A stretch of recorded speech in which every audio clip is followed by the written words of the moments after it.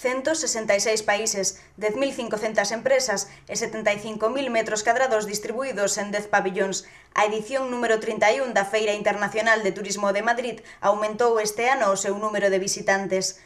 Todos os que se achegaron ao IFEMA entre o 19 e o 23 de xaneiro puideron pasear preto do Nilo ou adentrarse en Palestina.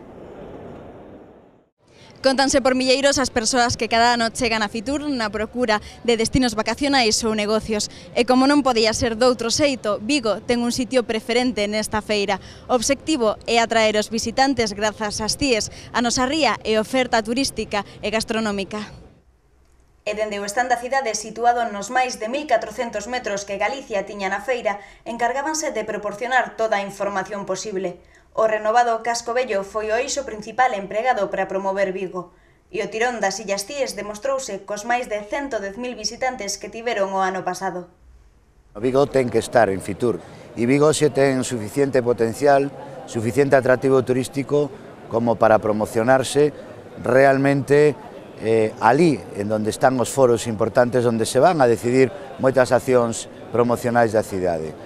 Vigo está hoxe presentándose en Fitur como unha cidade de congresos, como unha cidade de unha importante oferta de ocio, oferta cultural, unha importante oferta gastronómica. A xente que se achega ao stand de Vigo pode comprobar que cando se vai a Vigo, cando se coñece, se queda un enamorado del.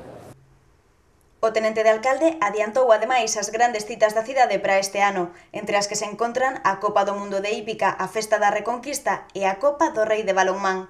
O paso de Vigo por Fitur rematou co sorteo de 2 viaxes á cidade entre os moitos interesados que se achegaron a pedir información.